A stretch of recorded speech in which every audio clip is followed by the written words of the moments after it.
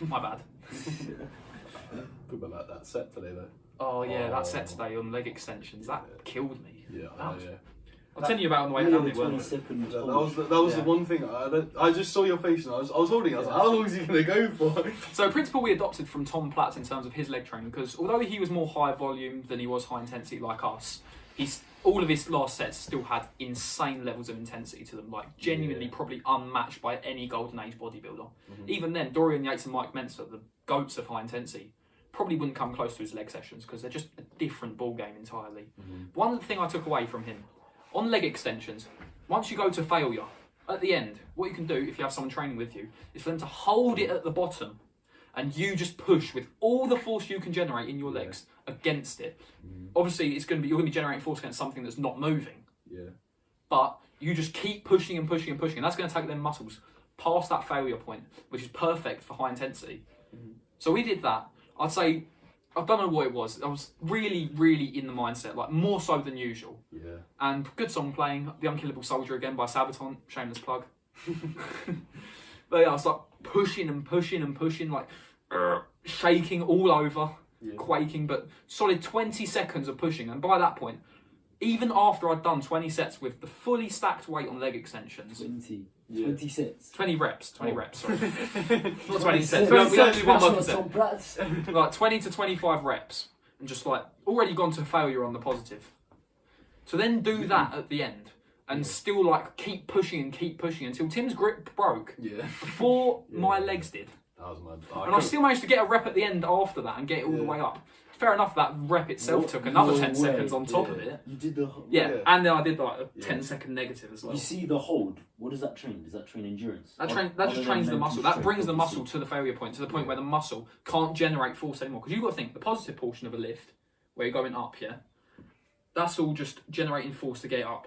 To completely exhaust that, even because obviously leg extensions, like it's really difficult to get to that lockout point. Once you're failing that lockout point, you can do assisted reps or you can do that hold. And that hold will completely exhaust your pushing strength. And you will not be able to push anymore. So does it train endurance, strength, what's explosiveness, what? Takes hypertrophy into account mainly. It's just it's pushing your muscles till they can't be pushed anymore, which is a stimulus for muscle growth. There's no real direct focus for it other than I'd say building muscle mass. Muscle mass? You're a mass monster, so Building muscle mass, one of the few things I actually know what I'm doing. Well, what it's got help with all that research you did. You said you had that sheet in your room? Yeah. Oh. Still in work in progress, but once I've completed that sheet, might well post the pictures to the 33 Instagram. Make sure you give it a follow. 33 help. The god plug. Too many shameless plugs today.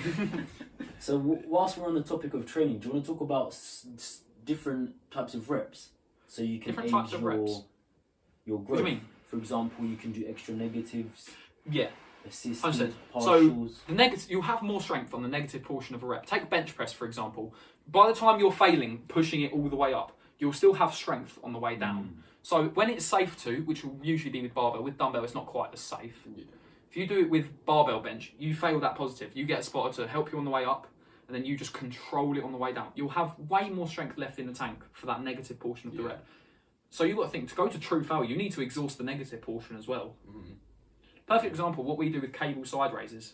Oh yeah. You go to failure, you go like till you can't bring your arm up anymore. And then you just lift it up, control it on the way down until you can't control it on the way down anymore. Then you've exhausted both portions of the rep and that muscle has truly worked to failure.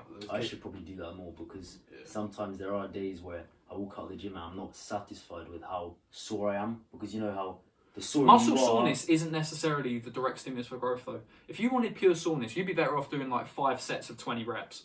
Really? Yeah, with like a lower weight and just feeling that burn. What we do doesn't necessarily translate into soreness, doesn't necessarily translate into the most fatigue the next day, but it's optimal for muscle growth because you're pushing that muscle to failure, forcing it to grow and recompensate so that it can do it next time. So you keep going to failure every session, you've got to think your body's not having any time to adapt to it, is it? Your body has to keep getting stronger and stronger and bigger and give it more and more muscle to be able to cope with it.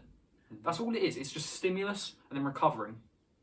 That's all it boils down to. It can be as simple or as complicated as you want it to be. It all depends entirely on your goals. Again, like for example, your endurance, you probably wouldn't want to do that training approach. But high intensity, I think, is the best of all worlds in terms of building muscle for specifics. Mass is the main thing, but you will get stronger. There's no doubt. Because you've got to think, there's no way your muscles won't get stronger. Because they got to get stronger to be able to adapt to that stimulus. Yeah, they accept, they adapt and overcome. Ooh.